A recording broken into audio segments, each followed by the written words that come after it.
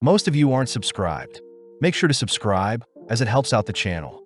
Without further ado, the anime opens with our MC Aizawa Azusa, a 27-year-old corporate slave working her life away without experiencing any romantic relationships. But suddenly one day Azusa collapsed due to overworking.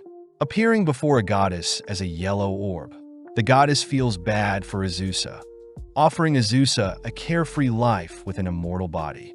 Reminding Azusa that mana will be used in her new world, the goddess sends Azusa off into the highlands, starting her off with a 17-year-old body. Having been dropped into a new world, Azusa is amazed she can read this world's language, spotting a home that is vacant and free to live in. Admiring her new body, Azusa says she looks like a witch, exploring the home only to spot a field and a village nearby. Having been given a weapon and some coins, Azusa heads out, only to run into a slime. Unsheathing her sword, Azusa slashes at the slime, but the creature simply evades, retaliating with an attack but does no damage to Azusa. Going all out, Azusa slays the slime, only to notice a gem drop from it. Heading to the nearby village, Azusa learns the village is named Flata, instructed to visit the nearby Adventurers Guild for work. Greeting the receptionist, Azusa learns that Flata village is quite peaceful, with only slimes roaming the area. The receptionist tells Azusa that the gems she acquired are magical stones and can be exchanged for money, but first the receptionist checks Azusa's stats. Azusa confirms that she has the witch class with a level of 1, but the receptionist points out how lucky it is to have immortality at such a low level. Just like that, Azusa's life consists of her taking it easy, starting each day by sleeping in only to tend to her fields. When she needs exercise, she slays slimes, aiming for 25 every day, and visits the forest occasionally to acquire the exact herbs she needs, thanks to her witch skill, only to sell them to the nearby village. After indulging in the laid-back life for 300 years, Azusa is seen tapping the slimes, curious as to how strong she's grown over time. Heading into town, Azusa is well known by everyone, having frequently treated patients with her medicine and even fighting off a plague that struck the town. Grateful to be given so much attention, Azusa exchanges her magical stones, only to be asked by the receptionist Natalie how strong she is. Having not checked in 300 years, Azusa chooses to evaluate her stats, shocking Natalie when she sees Azusa is level 99. Refusing to believe she's grown so strong by defeating mere slimes, Natalie points out Azusa has an ability that boosts her experience points earned, explaining how Azusa acquired over 10 million points over time. This is equivalent to 4,380 dragons slayed, meaning Azusa must be the strongest in the world. But Azusa states she doesn't want this attention ruining her peaceful life. Azusa asks Natalie to promise not to leak her status to anyone, heading to a nearby waterfall, only to freeze the entire location with a single ice spell. Forced to accept her insane growth, Azusa uses ice and fire magic to freeze and thaw meals, but one day suddenly gets a knock at the door. Spotting 4 adventurers outside, Azusa is petrified to hear them call her the level 99 witch, failing to come up with an excuse to convince them otherwise. With no other choice, Azusa takes the 4 all at once, drawing a circle and asking them to leave quietly once they lose. Seeing the enemy casting a wind spell, Azusa attempts to mimic the spell, but accidentally unleashes a devastating tornado that ends their duel. Rushing to the guild, Azusa asks if Natalie had leaked her true level, learning that Ernst the adventurer was the one who eavesdropped and leaked their earlier conversation. With word of Azusa's level spreading, Azusa is visited by the most powerful dragon of Nanterre, Laika, who challenges Azusa to a duel. When Azusa refuses, Laika threatens to rampage and destroy everything, forcing Azusa to accept. With Azusa donning her witch clothing, she takes flight to match Laika's wings, prompting Laika to unleash a fiery breath, only to be cancelled out by Azusa's ice magic. Impressed, Laika dashes forward clawing at Azusa, but upon seeing Laika trying to fire off another breath, Azusa simply freezes Laika's mouth. Falling out of the sky, Laika runs around mindlessly, accidentally destroying Azusa's house, forcing Azusa to knock Laika down with a single punch. Glaring at Laika, Azusa orders Laika to repair her house, something Laika agrees to do, asking for permission to retrieve funds from where they live. With Azusa warning Laika to not lie to her, Laika hurriedly flies off, leaving Azusa to head into town, seeing as her house is destroyed. As the town praises Azusa for fending off a dragon, Azusa chooses to stay at the Flata village office, thankful to be given the guest house. Azusa realizes the girl serving her was a young girl she saved in the past, choosing to accept the town's kindness and head to the Keen Eagle restaurant. Warmly greeted by the townsfolk, Azusa orders her usual omelet and beef stew, enjoying the delectable meal as the town celebrates Azusa the Great Witch of the Highlands. Waking up the next day, Azusa receives a visitor, asking who the redhead before her is, only to be stunned realizing Laika has changed into her human form. With Azusa confirming that Laika has indeed repaid her debt, Laika shyly asks to be Azusa's pupil, horrifying Azusa as she only got so strong fighting lowly slimes. Laika states she was naive to claim herself as the strongest, wishing to work diligently like Azusa and grow stronger. Azusa realizes that Laika could take over the cooking and cleaning, immediately taking Laika as her pupil, learning that Laika was born 300 years ago as well. Returning to her destroyed home, Azusa notes how they should expand to fit more people, prompting Laika to take over as she carries over some resources, immediately working on the overall foundation and structure of their new house. As it gets dark, Laika says she'll work all night and finish in the morning, but Azusa stops Laika, demanding Laika to not overexert herself. Touched by Azusa's words, Laika is grateful to her master, both clocking out for the day, only to return in the coming days to finish up. With Azusa amazed by Laika's hard work, they rush into town to celebrate, all whilst Azusa thinks about her new life with her first pupil. With Azusa taking Laika with her to slay slimes, Laika is amazed at Azusa's speed when dispatching slimes, but is disappointed to hear Azusa only takes down slimes to train. Azusa scolds Laika for wanting to fight stronger enemies in order to boast about it, reminding Laika to take things one step at a time. But as the two collect the magical stones, a mysterious girl glares at Azusa from the forest. As the two head home, Laika offers to cook Azusa a meal, shocking Azusa seeing the plus-size dishes. As the two dig in, Azusa says they'll rotate chores, asking Laika if she has any questions for her, intrigued to hear Laika fears for the nearby village. Laika says she fears an evil mage or other monsters attacking the village will be more likely, especially since Azusa's mighty status will draw in others across the world, making the village one of Azusa's weak points. Laika suggests that they create their own magic, both heading to a cliff only for Laika to draw up a magic circle for Azusa to use. Positioning herself in the middle of the magic circle, Azusa infuses the circle with her mana, casting a powerful barrier over the nearby village. In an instant, Azusa's spell catches a thief, shocking the townsfolk as they celebrate another heroic feat by Azusa. Azusa also takes the chance to introduce Laika the dragon to the villagers, all welcoming Laika wholeheartedly. As we cut to several days later, where Laika has perfectly picked up Azusa's carefree habits. Sadly, Azusa hears a knock at the door, spotting a small girl claiming Azusa to be her mother. Revealing her name to be Falfa, Falfa mentions that her younger sister had done her research into Azusa, but Laika is more fixated on Azusa's love life. Hearing Falfa mention her sister is hunting Azusa down, Laika invites Falfa in, serving her some cookies only to ask for the name of Falfa's sister. Revealed to be Shalsha, Falfa adds that Shalsha has a grudge against Azusa since Azusa has been slaying her kind. Azusa asks if Falfa is aware of what Shalsha may attack with. Surprised to hear Shalsha is learning Smite evil magic, magic that gets stronger the more specific the target. Laika says it takes decades to master such a spell, confirming that Falfa and Shalsha are both 50 years old, but suddenly Falfa states that Shalsha has appeared. Rushing outside, Azusa makes note of Shalsha's potent aura. Hearing Shalsha declare she'll avenge her own death. Azusa asks to know how she infuriated Shalsha. shocked to hear that Falfa and Shalsha are made from the souls of the slimes Azusa hunts, making the girls slime spirits.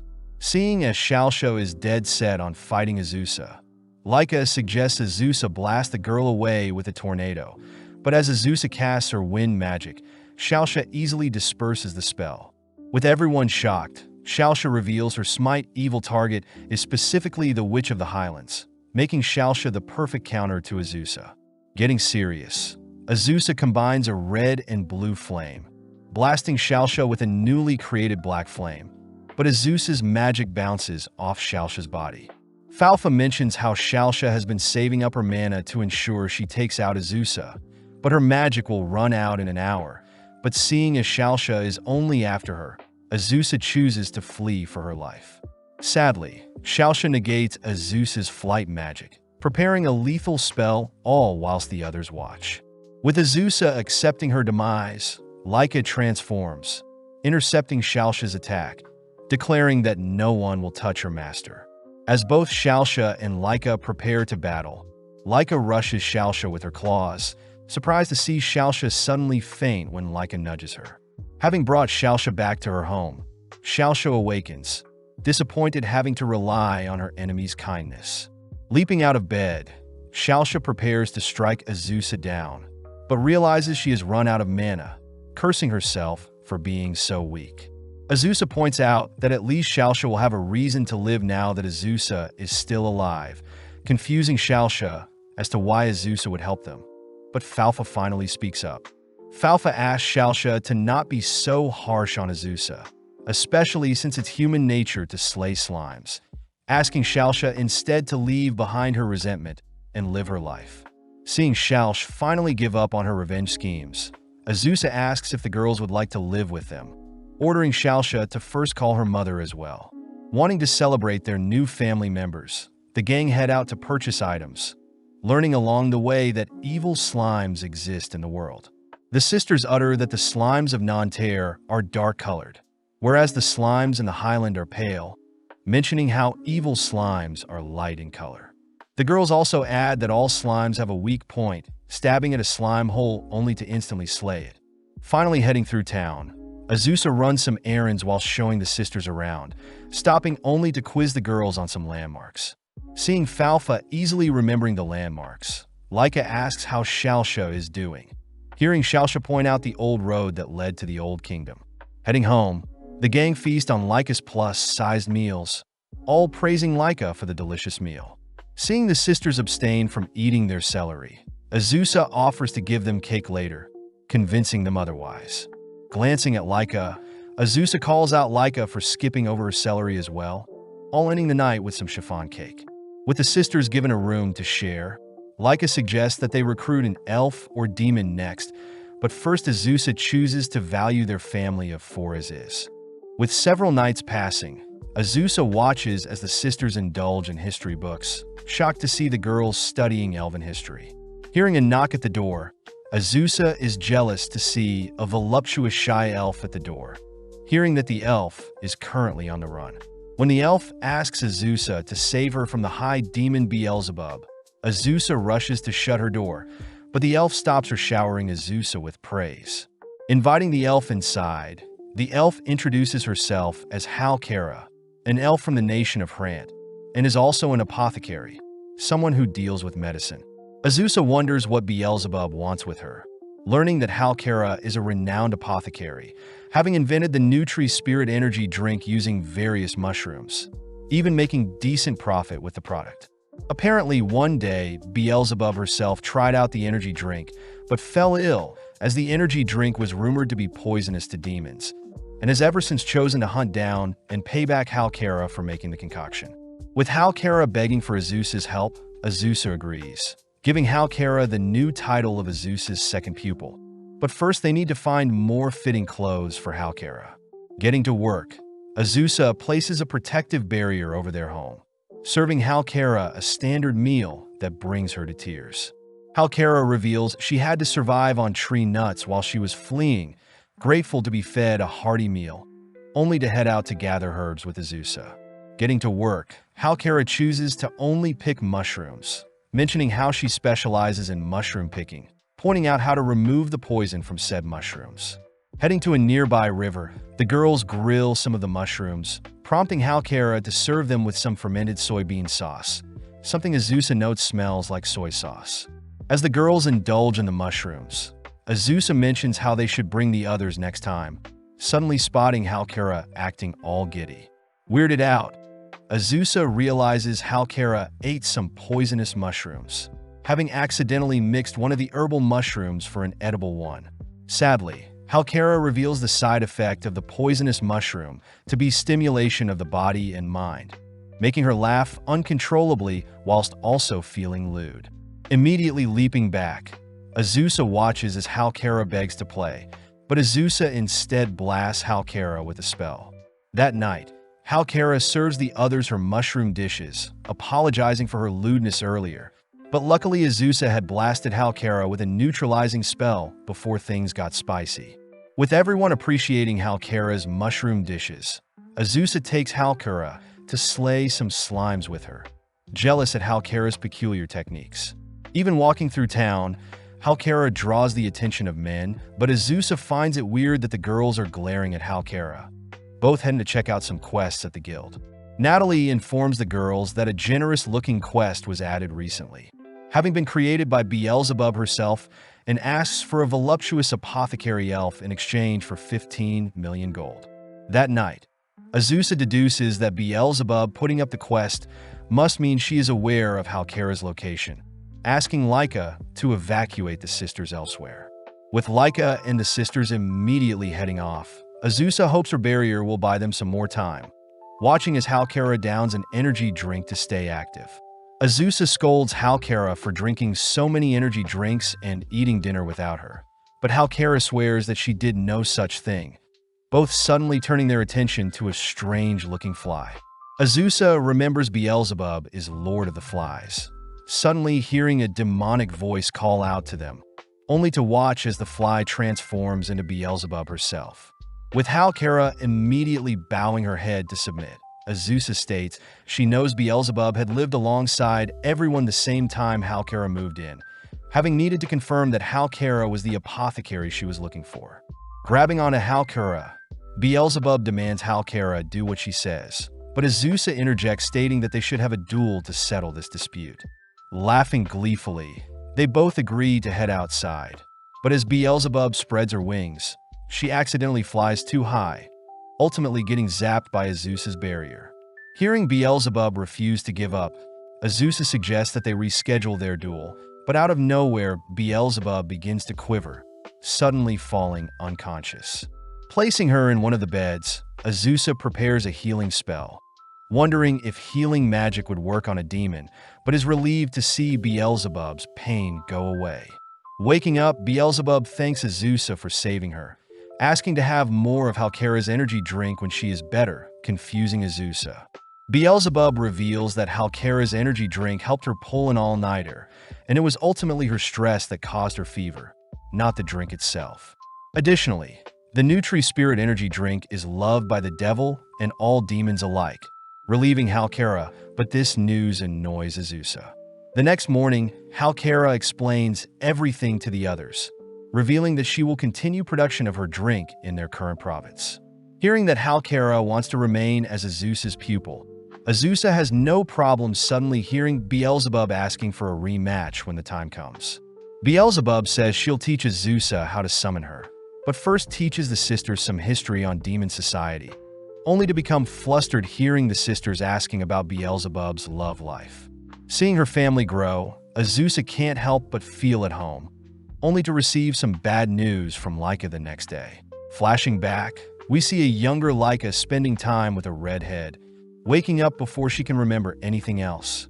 Following Azusa, she's sad to report she had no love life, disappointing Halkara as she personally deems herself a youthful teen, being only 200 years old. As for Falfa and Shalsha, they both admit that they love Azusa, all sitting down for the breakfast Laika prepared for them. Before they dig in, Laika announces that she'll be returning to her hometown, worrying everyone as they ask to know why. Before Azusa can jump to conclusions, Laika states that she'll be attending her older sister's wedding, inviting everyone to come along. Gladly accepting, they all set off towards Mount Rocco, Laika's hometown. Seeing Halkara being air-sick, they make a pit stop near a river, only to continue their journey only to stop near a volcano. Having arrived at the first venue, the gang are amazed to see a gathering of red dragons. But suddenly, some acquaintances greet Laika, girls that Laika used to go to an all-girls school with. Heading to meet Laika's parents, Halkara accidentally gets mistaken for food, fighting for her life to survive. Reuniting with their daughter, Laika's parents thank Azusa for taking her in, introducing everyone to Layla, Laika's older sister. Halkara takes the chance to ask how Layla fell in love. Happy to hear it took 80 years for Layla to fall in love with her childhood best friend. With Azusa hoping that everything goes well for Layla, a sudden swarm of blue dragons appear, all blasting the surrounding area with their ice breaths. Laika reveals that blue dragons are from the Haint province and have come to crash the wedding, spotting Flatort, renowned as the bully queen of the blue dragons. Flatort voices how jealous she is not to be married even after 400 years, stating that she'll freeze over the nearby volcano. But this forces Laika's father to call for an all-out war. Seeing as it's too dangerous, Azusa suggests that they all flee, spotting Halkara playing dead, but snaps out of it when a dragon approaches. Running through the battlefield, Azusa carves a path for the gang to flee, all whilst Laika and Flatort exchange some insults. Having heard enough, the two begin brawling, all whilst Azusa and the others watch from a safe vantage point. Knowing that she shouldn't intervene in other families' affairs, Azusa chooses to lay low, but upon seeing a blue dragon attempt to freeze them, Azusa switches gears. With a single kick, Azusa sends the stray dragon flying, asking Halkara to take the sisters elsewhere, while she personally assists the red dragons. Following Laika, she and her father seem to be cornered, only to spot a hail of fireballs drawing the surrounding blue dragons elsewhere.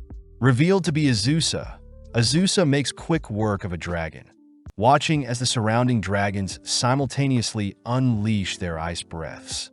Erecting a fire barrier to defend, Azusa speeds towards the attacking dragons, instantly pummeling them all to the ground. Spotting Flatort nearby, Azusa dashes in for a lethal kick, surprised to see Flatort tank the blow. Seeing Flatort firing off an ice breath, Azusa simply counters with a fireball, followed up with an axe kick that sends Flatort plummeting out of the sky. With the remaining blue dragons fleeing, the red dragons celebrate a successful victory, but Laika remembers that Flatort has still sent a separate force to freeze their nearby volcano. Heading to the nearby hot spring town, Laika is worried the tourists may indirectly get hurt by the dragon's dispute, reassured by Azusa that everything will run smoothly for her sister's wedding. Hearing commotion nearby, our duo rush up some stairs, spotting a flock of blue dragons bound to the ground by some dark magic. Realizing it to be the work of Beelzebub, Beelzebub mentions how she frequents the hot springs in town, annoyed when she stumbled onto some blue dragons threatening to run amok in town.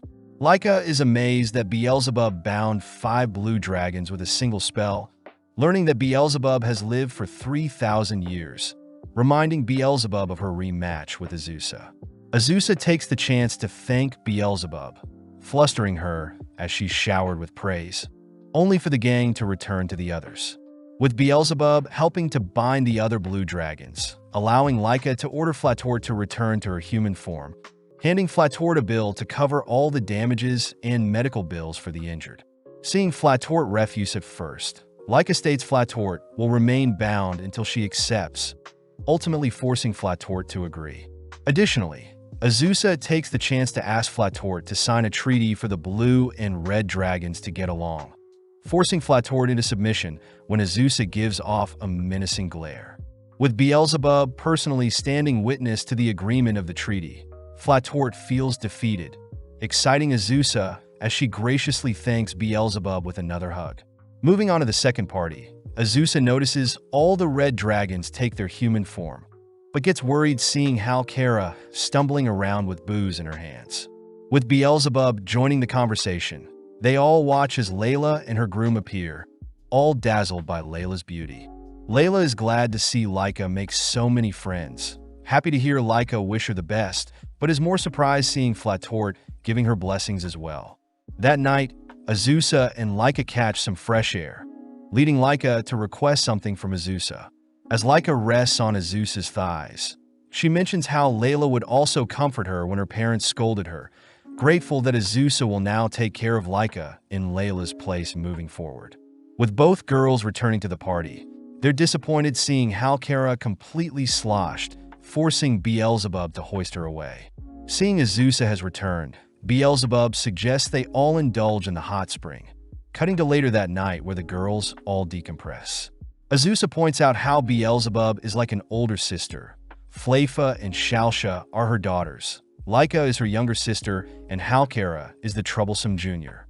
Having returned home, the gang find it strange hearing Halkara asking to do her chores earlier in the week, all convinced that Halkara has finally decided to move to Nazcute. With Halkara returning late that night, the gang throws Halkara a final goodbye party, but Halkara reveals that she is simply building another factory in Nazcute. With days passing, the gang notices Halkara always leaving bright and early only to come home late, something Azusa orders Halkara to avoid, but Halkara can't help it. Apparently, a ghost had appeared near her factory, and her factory is low on workers, creatures known as bound or separated spirits. Ghosts normally pass away and can't leave their home, prompting Halkara to beg Azusa to help her, something Azusa can't refuse seeing her adorable pupil desperate. The next day, Azusa makes use of a summoning circle, accidentally summoning Beelzebub into the bathtub instead of the summoning circle. When Beelzebub is asked to help out with removing the ghost, the sisters charm Beelzebub into agreeing, all waiting until night only to head to the town of Nazcute. At first glance, Halkara's factory is quite creepy, especially with the weird cat statue she placed outside. Nonetheless, Beelzebub takes the lead, allowing Azusa to hold her hand, followed by Halkara tagging along.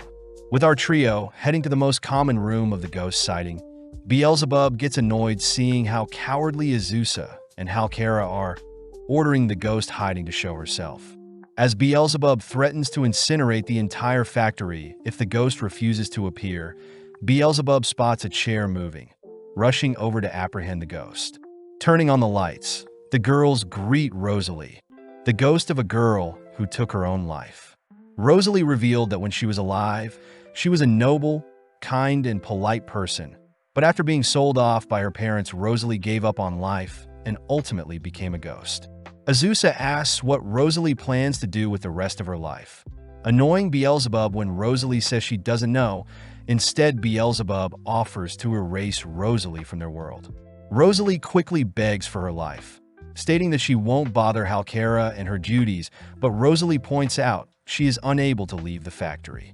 Beelzebub points out that Rosalie will be able to bypass any restrictions if she possesses a human and uses them as a vessel, but the human must be weak and easy to control.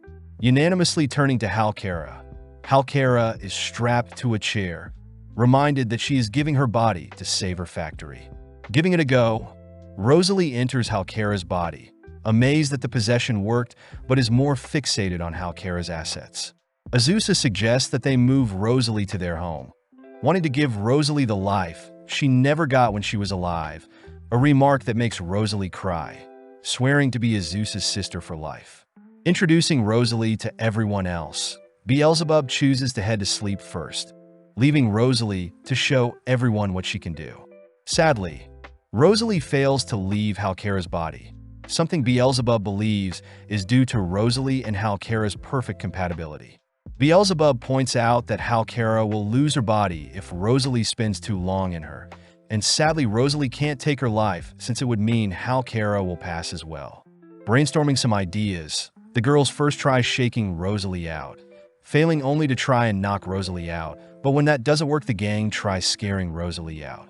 Up in the sky, Laika flies Rosalie up very high, trying to scare Rosalie out, but she fails to separate from Halkara's body. Next, Laika flips upside down, dumping Rosalie to fall to her doom, but catches her before she hits the ground. Trying various tactics, the gang tries scaring Rosalie with demonic summons, tying and sending her down a river, and even getting a priest to try and separate them, but ultimately no luck. Seeing as they're running out of time, Azusa wonders if Halkara will return if Rosalie is put to sleep, pouring a glass of wine only to have Rosalie drink it. In an instant, Rosalie knocks out, allowing Halkara to reclaim her body, having not remembered anything since she was possessed. Now all the gang needs to do is wake Rosalie up as well, prompting Beelzebub to toss Rosalie into an ice bath, ejecting Rosalie from Halkara. Now officially welcomed into the family, Rosalie apologizes for causing all the rumors at Halkara's factory, but when Rosalie shows off her psychic abilities to move things with her mind, Azusa gets an idea. Heading back to Nazcute, Rosalie clears up any evil hauntings by helping to clean up the town, forever grateful to Azusa, seeing as she has found new purpose even after death. A few days later, Beelzebub announces that Azusa will be receiving a Demon Medal of Honor, praise for ending the dispute between the red and blue dragons. With Azusa accepting the award, the gang are shocked to hear the ceremony will be held in the demon realm, reassured by Beelzebub that demons are well-mannered creatures, and as long as they all show respect, there should be no issues. As the gang all collectively watch Halkara scoffing down her food, Halkara is later seen quivering at the thought of being around demons, wondering if she could fake being sick on the day. Azusa announces that they'll need formal dresses, asking if Rosalie would need to buy a new dress, but realizes that neither them nor Rosalie knows how to change out of her clothing. With Shaosha suggesting to visit a ghost specialist, the gang head to a strange hut in the woods, learning from an old man that the appearance of a ghost along with its clothes can't be changed since it's a manifestation of her past life. Heading into town, the gang wonder if Rosalie can reimagine a new outfit, something Rosalie says she can't. When Rosalie reassures everyone she'll be fine wearing the same clothes for the rest of her life, Azusa asks Rosalie to be more honest with herself, happy to hear Rosalie would like to wear a dress like everyone else. Getting to work, Azusa makes use of her create magic spell, working through the night to come up with a solution for Rosalie. The next morning, Azusa asks Rosalie to imagine herself wearing a dress, asking Rosalie to believe in her. With days passing by, Rosalie imagines a world where she has donned the dress Azusa has shown her, giving Azusa space to work on a new spell, only to have Rosalie and herself stand in different magic circles with the dress placed in the middle. Channeling mana into the magic circle, Rosalie is encased with magic, re-emerging with an outfit change fit for a ceremony. Azusa says she had worked on a spell that changed her image of Rosalie, but suddenly a massive floating creature appears, having been called by Beelzebub to pick up the girls for the ceremony. Beelzebub mentions their ride is a Leviathan, all amazed to see the creature house a building on its back. As the gang explores the luxury rooms provided, Beelzebub is proud to announce they have their own hot spring, but suddenly demands to know why one of her employees is slacking off. Apologizing and introducing herself as Vania the Leviathan, Vania gets dressed all whilst Beelzebub warns the gang not to bathe in the demon hot spring too long as the waters will melt them.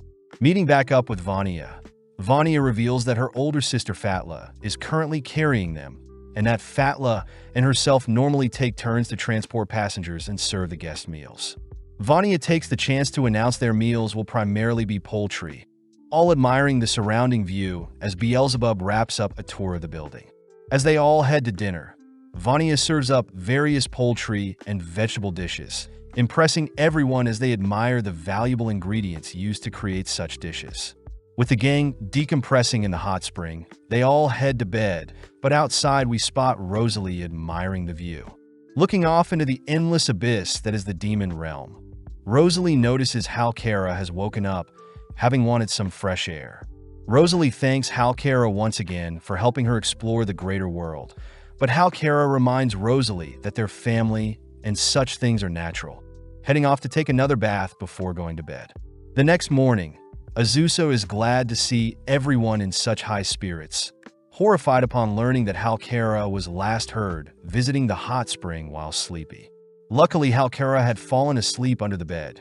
Cutting to later that morning, where Beelzebub introduces everyone to the royal capital of Vanzeld, mentioning how the gang will first meet the Demon King before the ceremony. Scared stiff, Azusa double-checks she wasn't hearing things, horrified upon confirming that they're heading to meet the Demon King now. Landing in the city of Vanzald, the gang are escorted by carriage, spotting all types of demons that resemble both humans and animals. Arriving at Vanzald Castle, Azusa finds an excuse to avoid meeting the Demon King, but Beelzebub reminds everyone that the Demon King wants to personally meet them. Upon entering the castle, the gang spot a maze-like structure, learning that the maze is meant to trick attackers or intruders, but luckily Beelzebub has no issues escorting everyone through the maze.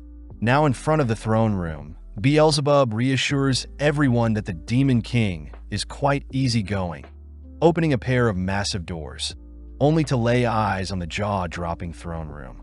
Before the gang can reach the center of the room, a small demon girl excitedly greets everyone, first shaking Azusa's hand only to move on to Halkara.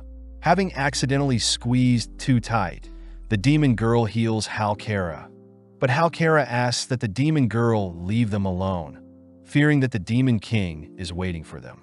Leica points out how the throne is currently vacant, all hearing as Beelzebub announces that the Demon King is standing right in front of them, revealed to be the demon girl, Demon King Provapicaralies. Immediately bowing her head, Halkara apologizes for being so rude, relieved to hear Pakara won't take anything to heart. Rushing to raise her head, Halkara accidentally knocks out Pakara with a head, but prompting the demon's guards to surround the girls as Halkara is ultimately imprisoned, set to be executed and her village may be offered as collateral.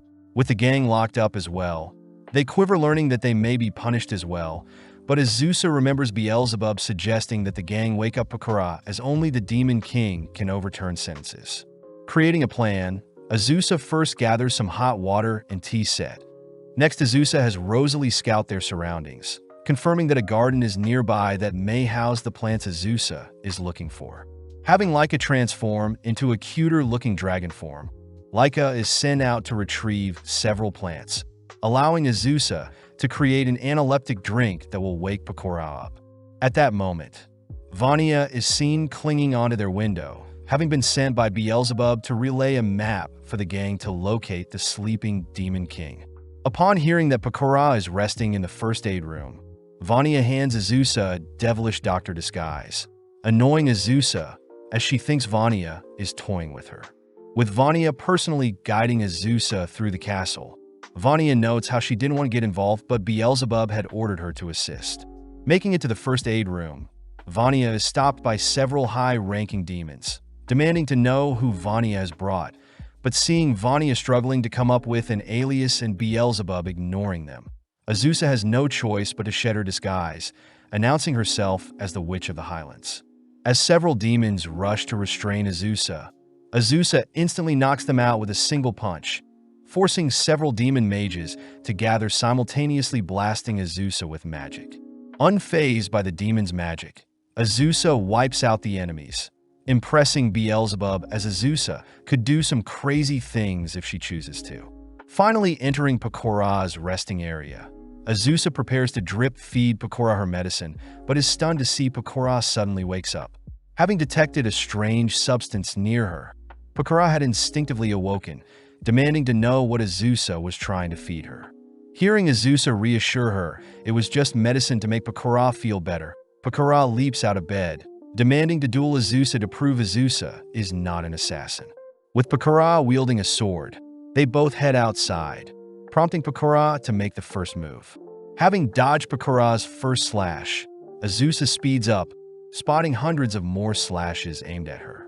Seeing as Pakora is slowly dicing away at her clothing, Azusa is forced to relinquish her hat to avoid a lethal blow. Seeing Azusa running away, Pakora reminds Azusa that her elf friend's life is on the line, triggering Azusa as she dodges Perkera's barrage of slashes only to leap over her. Warning Pakora to not toy with her family, Azusa rushes in close, igniting her fist, which forces Pakora to defend with her sword. With Pakora losing grip of her blade, she is smashed into the nearby castle, realizing her blade has been shattered by Azusa's fist.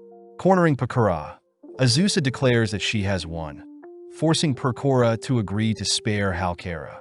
Surprisingly, Pakora deems Azusa her new sister, having always wanted a sister to boss her around, and had only tested Azusa to see if she fit the role. Weirded out, Azusa chooses to dominate Pakura, ordering Pakura to release Halkara at once. Listening to Azusa, Pakura officially rids Halkara of any crimes, impressing Beelzebub as Pakura has taken a liking to Azusa. Sitting down for some tea, Azusa is forced to listen to Pakura recount dreams of one day serving someone, annoyed that Beelzebub refused to talk down to her. Pakura takes the chance to ask Azusa to give her a kiss, wanting to recreate a love scene between a tale of two sisters sharing their affection. But Azusa states she can hug Pakura at most. Choosing to beg, Pakura ultimately convinces Azusa to kiss her cheeks. But when Azusa performs the kiss, the others suddenly stumble into the room, accusing Azusa of fiending over girls. Pissed, Pakura orders the execution of Azusa's party for ruining the mood. But the sisters take the chance to ask for a kiss of their own, prompting the sisters to kiss Azusa in return. Seeing Azusa hugging everyone, Pakura concedes, clasping onto Azusa, only to reveal the ceremony tomorrow has a surprise for them. The next day, various prestigious demons gather for the ceremony, amazing the girls as they dress to impress. Kicking off the ceremony, Pakura starts by announcing the recipients of the demon medals, ultimately landing on Azusa as Azusa is given a medal in the peace category. Surprisingly, Pakura calls Laika to the stage as well as Flatort, awarding all 3 demon medals only to force Flatort to promise to never break their treaty. Seeing as demons are multiracial and prestigious, Pakura asks Azusa to stroke Flatort's horns. Seeing Flatort agitated, Azusa learns that blue dragons only allow their masters to touch their horn, but seeing as it is to hold up their peace, Flatort gives in. Kneeling down, Flatort feels ashamed to allow Azusa to touch her horn, declaring that she has now submitted to Azusa herself. That evening, the gang ride back on the Leviathan, noticing that Fatla is now serving them. Azusa does wonder why Flatort is riding home with them, learning that since she is now Flatort's master, Flatort must accompany Azusa wherever she goes. As Fatla returns with some drinks, she accidentally trips, forcing Flatort to intercept, getting doused in order to protect Azusa. Heading to clean off, Azusa hears that the blue dragons normally serve dragon knights, swearing complete loyalty to their masters. Seeing Flatort so lifeless, Azusa orders Flatort to live for herself, stating that Flatort is finally free from her ancestry. Heading outside, Flatort asks Azusa to spoil her with some head pats, annoying Laika as she drags Flatort away from Azusa. As Laika and Flatort fight, the others listen in on their bickering, all whilst Azusa thinks about how they have a new family member. On a bright and sunny day, Azusa enjoys the peaceful atmosphere, only to hear Laika and Flatort fighting downstairs. Heading downstairs, Azusa demands to know what all the commotion is about, learning that the girls had simply been arguing over whose cookies were better. Rosalie explains that since the girls swore to never fight physically, they choose to face off with their cooking, leaving Azusa to decide the victor. Upon tasting both of their dishes, Azusa states both are equally as good, but off to the side, the other girls suspect that dragon girls get quite angry after not eating fresh meat in a while. At that moment, Natalie visits, mentioning how there is an overabundance of longhammer boars roaming the Nika forest, showing them a quest involving said boars that normal adventurers can't accept. At first, Azusa refuses since she doesn't need any more money, but Natalie mentions how boars aren't monsters and are instead animals that can be harvested for meat. Eager to eat meat, Flatort and Laika beg Azusa to accept the quest, something Azusa can't refuse as it'll make the dragon girls less agitated around each other. Immediately setting out to the Nika forest, Flatort and Rika are in high spirits, but Azusa notes how the terrain is steep, favoring the boars. Having left the more frail girls at home, Rosalie appears to report her findings up ahead, mentioning how there are 15 boars gathered near a river. Brimming with excitement, Flatort rushes towards the direction of the boars, but ends up getting caught by the various branches, annoyed that her clothes are getting in her way. Coming up with a solution, Flatort strips, rushing towards the river only to return embarrassed, having been spotted by several female adventurers. Choosing to put back on the bare minimum, Flatort rushes back towards a river, forcing the others to give chase this time. Confused to see the boars have stripped Flatort. Unable to retrieve her clothes, Flatort is forced to watch her clothes float down the river, giving in to her wild side as she takes the boars naked. As Azusa and the other girls join in, they rack up a pile of boar corpses, all sitting down to devour some roasted boar steaks. Happy to see the dragon girls satiating their urges, the gang spot Beelzebub and Vania flying by, having been sent to check out the boar situation as well, but instead retrieve Flatort's lost clothes. Seeing as there is enough for the entire family, Azusa holds a little gathering, all devouring the infinite supply of boar before them. That night, whilst everyone is fast asleep, Azusa speaks with Laika and Flatort, happy to hear the girls have calmed down after their boar hunt. Azusa learns that the girls were initially fighting to see who could spend the night with her, resolving said issue by allowing both girls to share the bed with her. Azusa states that she'll play the role of the big sister. Flatort is the middle sister, and Laika is the younger sister. As the girls head off to sleep, Azusa awakens in the middle of the night, noticing the dragon girls have vanished only to discover they've snuck off to have a midnight snack. Heading over to Halkera's Nazcute factory the next day, Azusa is praised for helping out at the factory, overhearing some of the workers mention that someone is impersonating and claiming to be the Witch of the Highlands. Reporting the news to the others, the girls immediately call the execution of this imposter, but Azusa says she simply wants to point out the wrongdoings of this impersonator. Splitting up, Azusa and Laika head west, noticing some sort of event happening, but Laika suggests they visit a tavern to get some intel. Upon entering the tavern, the girls are called pigs by the owner, realizing the theme of the bar is for sadistic women to insult their customers, something that their customers deeply enjoy. When Azusa asks the store owner for some intel, Azusa and Laika are forced to work a bid in exchange for the information, both taking turns insulting the customers. Having completed their agreement, the girls are told to head north, noticing a crowd forming in town. Upon confirming that the crowd have gathered around the impersonator, the girls listen in as an older lady claims herself to be the Witch of the Highlands, yet she is unable to give the crowd any medicine. Taking center stage, Azusa calls out the old lady's lies, demanding the lady challenge her, but suddenly realizes the old lady has fled. With Laika helping track down the lady, Azusa chooses to cast a binding spell, forcing the imposter to shed her disguise, revealed to be a young girl. Returning to her home, the young girl introduces herself as Ino the Witch, someone who also dabbles in medicine creation. Ino shows her some mandragora pills she's invented, meant to release exhaustion and eye strain, but Azusa wonders why Ino doesn't sell her products to the public. Ino states that as a witch, she doesn't want to draw too much attention to herself, suggesting that someone else should help market and sell the product. Laika points out how inconsistent Ino is, wanting to remain humble as a witch yet make a living by selling her product, but Azusa helps clear up the misunderstanding. Azusa states that although Ino is a witch, she is still human, meaning her contradictory morals are to be expected. Amazed that Azusa understands her, Ino cries that she wants people to recognize her talents, wishing for the day a bronze statue of herself is created in her hometown. Happy to see Ino so honest, Azusa chooses to help Ino out, cutting to the next day where the gang visit a marketplace, spotting Ino all dressed up to sell her product, having disguised herself to avoid the stage fright.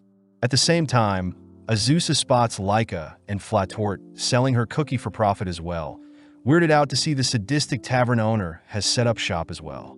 With Ino's store popping off, we cut to several days later where Azusa is happy to hear Ino's pills are slowly growing in popularity, making Halkera wonder if there is a business opportunity to be made. As Azusa whips up a meal for the family, she is suddenly called by Shalsha, both rushing upstairs only to spot slime has invaded their home. Before Azusa can slay the slide, Shalsha reveals that the slime is Flafa, having just woken up to see her sister has become a slime. With the gang gathering around Falfa, they rack their brains for a way to turn Falfa back, wondering if Falfa can simply transform back to her human form. Sadly, Shalsha says slime spirits can do no such thing, making Azusa wonder if she'll need to create a spell to solve this rare scenario. Summoning Beelzebub once again. Beelzebub is heartbroken to learn Falfa has become a slime, revealing that Azusa should consult the intelligent slime that resides in the Demon Castle. With Laika helping escort the gang to the Demon Castle, Beelzebub leads them deeper underground to where the intelligent slime is, embarrassed to admit that she had forgotten how to navigate the maze-like castle. Having made it back to the surface, the gang are greeted by Pakura, asking for a kiss from Azusa, only to point the gang to a nearby shed where Beelzebub unearths a hidden passage, ultimately making it to the intelligent slime's lair. Seeing a board filled with words hung up on the wall, they learn the slimes use it to communicate, prompting Beelzebub to ask if the intelligent slime knows how to revert Falfa back to her human form. The intelligent slime states that the gang should visit the tallest mountain in the Temuriana province, where a magician slime will help with their problem. But seeing as it's getting late, Azusa says they'll resume searching tomorrow, giving the intelligent slime the nickname of Intelli. Returning home, Azusa helps feed Falfa some vegetables, relaxing with a warm bath only to head to the designated location the next day. Upon knocking on the home of the magician slime, Azusa is greeted by a young girl. Surprised to hear the magician slime is the girl, having used transformation magic to take the form of a human. Heading inside, Azusa gives the magician slime the nickname of Meiji, asking for help with Falfa's issue. Borrowing Falfa, Meiji stuffs her face into Falfa's body, figuring out that Falfa had turned into a slime due to her damaging a muscle when sleeping, suggesting the gang visit Fighter Slime, as transformation magic will only temporarily solve the issue. Meiji points the gang towards the southern town of Kelni, learning that Fighty the fighting slime is obsessed with growing stronger, having entered a fighting tournament, prompting Azusa to suggest she join and force Fighty to help them. The next day, the gang visit Kelni, surprised to see lots of buff men are lining up to participate in the tournament, even spotting Beelzebub disguised as to not draw too much attention. With both girls entering the tournament, both Azusa and Beelzebub easily progress to the semi-finals, but when Azusa gets pumped to face Fighty in the finals, Azusa spots Beelzebub defeating Fighty in the semi-finals, losing all motivation to continue participating. With only Azusa and Beelzebub's match left, Azusa is happy to see Fighty help restore Falfa to her human form, promising to win as to not let her family down. Seeing as it's the perfect stage for their rematch, both girls get serious, exciting Beelzebub as she rushes forward with a sneak attack. Reading her movements, Azusa attempts to counter, watching as Beelzebub spreads her wings to fly and evade, surprising onlookers as they fail to realize Beelzebub is a demon. Azusa asks that Beelzebub attack her face-on. Shocked to hear Beelzebub is aware of several weak points on Azusa, but seeing Beelzebub still hesitant to attack, Azusa is forced to taunt Beelzebub. Angry, Beelzebub dives head first at Azusa, but as the smoke clears, it's revealed that Azusa had stopped the attack by grasping onto Beelzebub's cheeks. Now on even footing, Azusa dashes in close for a punch, blocked by Beelzebub, who retaliates with a flurry of attacks.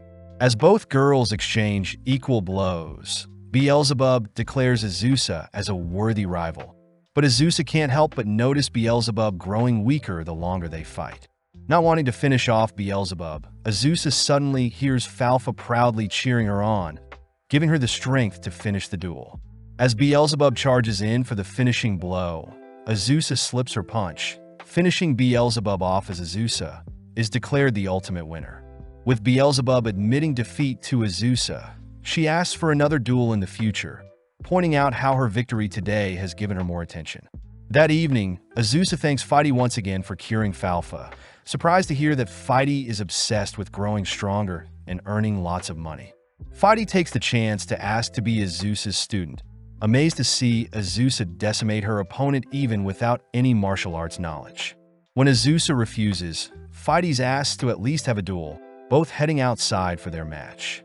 Before Fighty can land a punch, Fighty senses Azusa's aura, realizing that Azusa had slain countless slimes in the past. Having fallen unconscious, Fighty wakes up realizing a slime like her is not worthy to be Azusa's student, suddenly noticing Beelzebub showing up. Fighty instead asks to be Beelzebub's student, who is forced to take Fighty in upon seeing Azusa and the Slime Sisters begging her to. Several days later, the gang are shopping in town when they stumble onto a poster mentioning that the famous minstrel Shiranai is visiting Flata. Sadly, none of the girls know Shiranai. Turning to Flatort reveals that Shiranai is a talented minstrel that only plays in the capital, piquing Azusa's interest. Heading over to Shiranai's gig, the crowd admires the minstrel's furry tail and fluffy ears.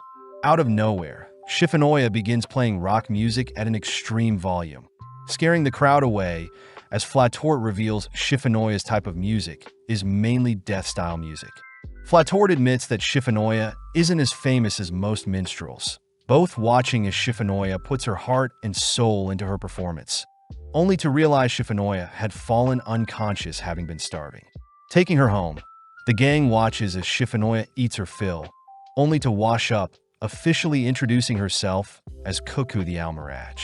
The girls are surprised by Cuckoo's natural beauty, saddened to hear that Cuckoo's minstrel job doesn't pay the bills, having moved out of her hometown 63 years ago to pursue her musical passion.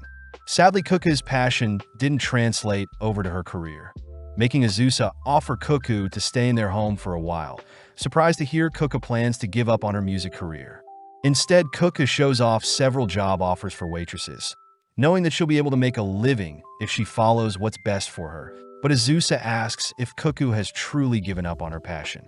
Cuckoo corrects Azusa, stating that she will forever love music, something Azusa is glad to hear.